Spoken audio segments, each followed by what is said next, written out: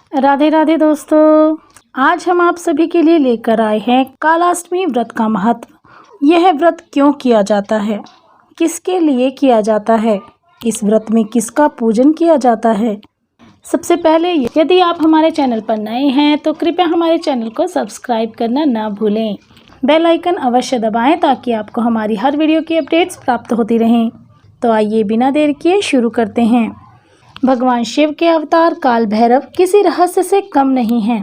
भैरव सबसे बड़े लोक देवता हैं। देश के पुराने समय के हर नगर, हर गांव में आपको एक स्थानीय भैरव देवता का स्थान अवश्य देखने को मिलेगा।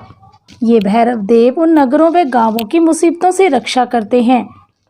अब सवाल उठता है कि आखिर कौन है भैरव। शास्त्रों के अनुसार काल भैरव भगवान शिव का ही साहसिक और युवा रूप है। इसे रुद्रावतार भी कहते हैं।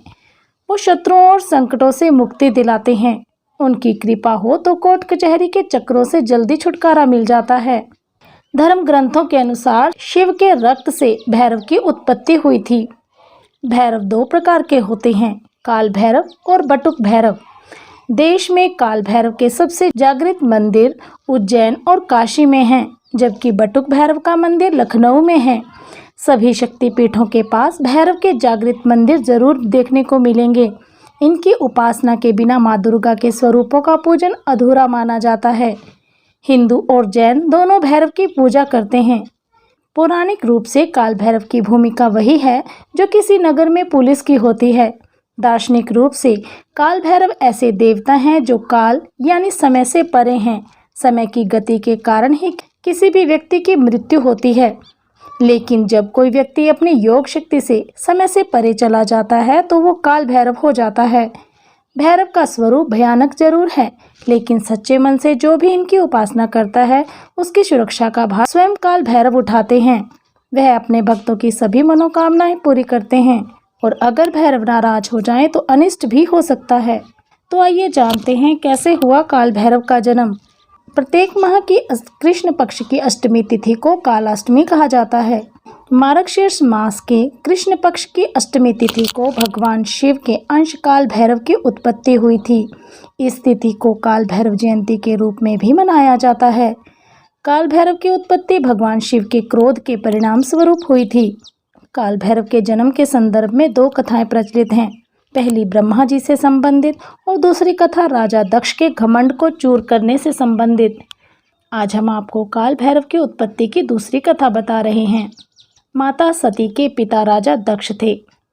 सती ने अपने पिता की इच्छा के विरुद्ध भगवान शिव को अपना जीवन साथी चुन लिया और उनसे विवाह कर लिया। उनके इस फैसले से राजा दक्ष बहुत ही दुखी और क्रोधित हुए। वे भगवान शिव को पसंद नहीं करते थे। उन्होंने भगवान शिव को अपमानित करने के लिए एक यज्ञ किया, जिसमें सती तथा भगवान शिव को निमंत्रण नहीं भेजा गया। सूचना मिलने पर सती ने भगवान शिव से उस यज्ञ में शामिल होने के लिए निवेदन किया।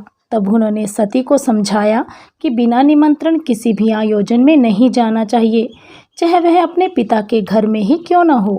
लेकिन सती ने उनकी एक ना मानी। उन्होंने सोचा कि पिता के घर जाने में कैसा संकोच, और वो हट करने लगीं।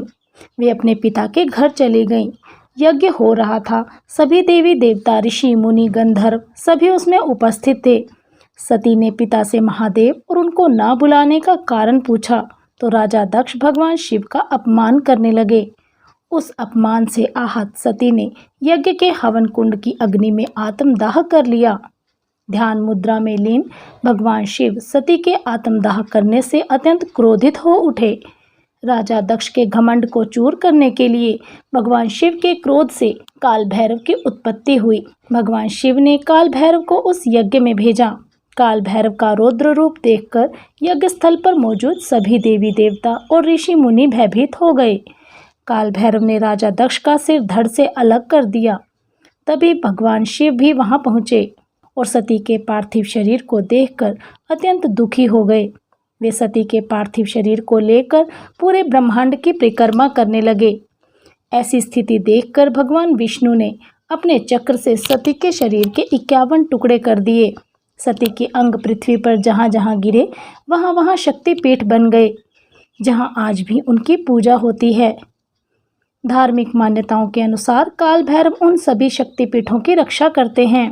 कालाष्टमी के दिन भैरव के वाहन को भोजन कराने से विशेष फल की प्राप्ति होती है। भगवान शिव के भैरव रूप को काशी का कोतवाल भी कहा जाता है। भगवान काल भैरव की पूजा से भक्तों को भय से मुक्ति प्राप्त होती है। काल भैरव के 8 स्वरूप माने गए हैं।